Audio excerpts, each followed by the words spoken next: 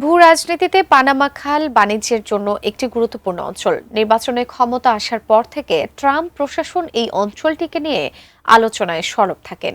এর মধ্যে চীনের সাথে বাণিজ্য যুদ্ধের ক্ষেত্রে পানামাকে ঘিরে কৌশলগত বিষয় জড়িত। কেন যুক্তরাষ্ট্র পানামা খালকে চীনের নিয়ন্ত্রণে দিতে রাজি নয়, বিস্তারিত জানাচ্ছেন জান্নাতুন নাহার জেরি।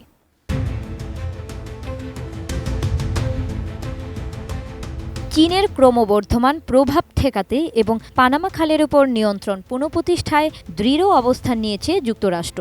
যুক্তরাষ্ট্রের প্রতিরক্ষা মন্ত্রী পিট হ্যাগসেথ মঙ্গলবার পানামা সফর করেন এবং পানামা সরকার ও নিরাপত্তা বাহিনীর সঙ্গে বৈঠকে মিলিত হন। বৈঠকের পর তিনি ঘোষণা দেন, চীনকে এই খাল অস্ত্র হিসেবে ব্যবহার করতে দেওয়া হবে না। এটি কয়েক দশকের মধ্যে যুক্তরাষ্ট্রের কোনো প্রতিরক্ষা মন্ত্রীর প্রথম পানামা সফর। সফরে হ্যাগসেথ বলেন, পানামা খাল চীন তৈরি করেনি, পরিচালনাও করে না। আমরা একসঙ্গে চীনের প্রভাব থেকে খালটিকে মুক্ত করব এবং এটি সব দেশের জন্য নিরাপদ ও সহজলভ্য রাখব।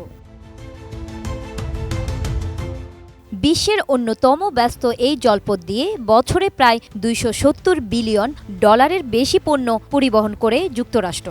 এটি যুক্তরাষ্ট্রের কৌশলগত স্বার্থে অত্যন্ত গুরুত্বপূর্ণ একটি রুট। খালের দৈনিক চলাচল করা জাহাজের 2/3 যুক্তরাষ্ট্রের। RICL TMX, যুগের পর যুগ স্থাপনা থাকে মজবুত। যুক্তরাষ্ট্রে দ্বিতীয় মেয়াদে ক্ষমতায় ফেরার পরই সাবেক প্রেসিডেন্ট ডোনাল্ড ট্রাম্প পানামা খাল নিয়ে সরব হন। তিনি অভিযোগ তুলেন, খাল দিয়ে চলাচলকারী মার্কিন জাহাজ থেকে অন্যায়ভাবে অর্থ আদায় করা হচ্ছে এবং চীন খালে প্রভাব বিস্তারের চেষ্টা করছে।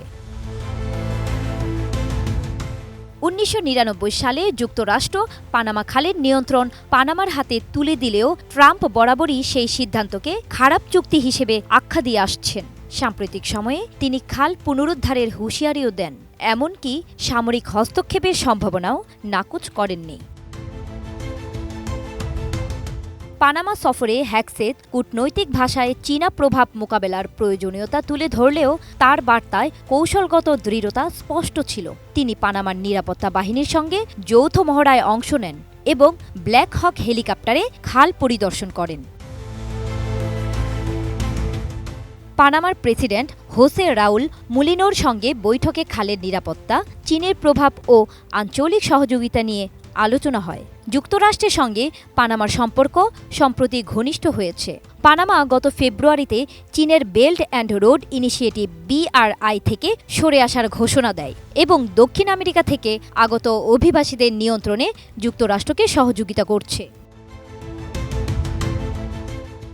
বিশ্লেষকরা বলছেন, ভবিষ্যতে এশিয়ায় কোনো সামরিক সংঘাত হলে পানামা খাল যুক্তরাষ্ট্রের জন্য কৌশলগত দিক থেকে অত্যন্ত গুরুত্বপূর্ণ হয়ে উঠবে। খালের উপর চীনের যে কোনো ধরনের প্রভাব দীর্ঘমেয়াদী যুক্তরাষ্ট্রের নৌবাহিনীর গতিশীলতা এবং সরবরাহ চেইনে হুমকি হতে পারে।